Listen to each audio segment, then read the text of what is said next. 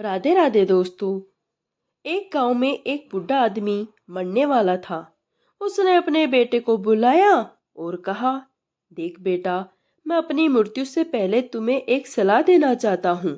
अगर तुम इसका पालन नहीं करोगे तो हो सकता है जीवन में तुम्हें बहुत दुख झेलना पड़े। बेटे ने कहा, कहिए बाबूजी, क्या सलाह है? उसके पिता ने कहा, बेटा, औरत को कभी कोई गोपनीय बात नहीं बतानी चाहिए। वह चाहे तुम्हारी माँ हो या बहन हो या तुम्हारी पत्नी ही क्यों ना हो, क्योंकि उनके पेट में कभी कोई बात नहीं पचती। फिर कुछ समय बाद पिता की मृत्यु हो गई और वे व्यक्ति खेती बाड़ी में लगा रहा। पिता की नसीहत को भी वह भूल गया। उसकी पत्नी खूब बातें करती थी। जब वह कुएं पर पानी भरने जाती तो गांव की औरतों से खूब बातें करती। एक दिन उस आदमी ने अपनी पत्नी से कहा, अरे सुनो भाग्यवान, हमारी कमाई अच्छी है।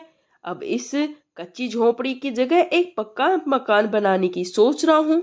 दूसरे दिन उसका एक मित्र उसे रास्ते में मिला और उसी से बोला, मैं भी एक नया मकान बनाना चाहता हूँ। उस व्यक्ति को लगा, मेरा मित्र अचानक ये बात मुझे क्यों कह रहा है कि मैं भी एक नया मकान बनाना चाहता हूँ। कहीं मेरी पत्नी ने तो कुछ नहीं बताया।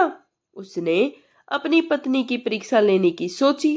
अगले दिन उसने एक आवारा कुत्ते को मारकर अपने खेत में गाड़ दिया। घर आकर पत्नी से बोला, आज मुझसे बड़ा ही अपराध हो गया। मैं तुम्हें बता रहा हूँ, तुम किसी को मत बताना। आज मैंने गलती से एक आदमी को मार दिया और उसे अपने ही खेत में गाड़ दिया। ये बात तुम किसी को मत बताना। शाम को उसकी पत्नी कुएं पर पानी लाने गई। वह अपने आप को रोक न पाई और वहां सबको उसने ये बात बता दी। वहां पानी लेने एक पुलिस वाले की पत्नी भी आती थी।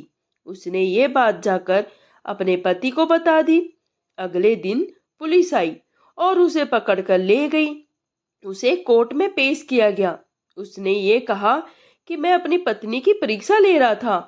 वह कोतवाल को खेत पर ले गया और जमीन खोदकर कुत्ते की लाश निकाल कर रख दी। उसने कहा, मैंने गली के एक आवारा कुत्ते को मारा था जिसने कई लोगों को काट लिया था। वो बरी हो गया। उस दिन से वो व्यक्ति कोई भी गोपनीय बात अपनी पत्नी को नहीं बताता था। दोस्तों, कहानी यहीं समाप्त होती है। अगर आपको कहानी पसंद आई हो तो प्लीज कहानी को लाइक करें, शेयर कीजिए। अगर आप मेरे चैनल पर नए हैं तो प्लीज मेरे चैनल को सब्सक्राइब कर लीजिए। कहानी सुनने के लिए आपका धन्यवाद।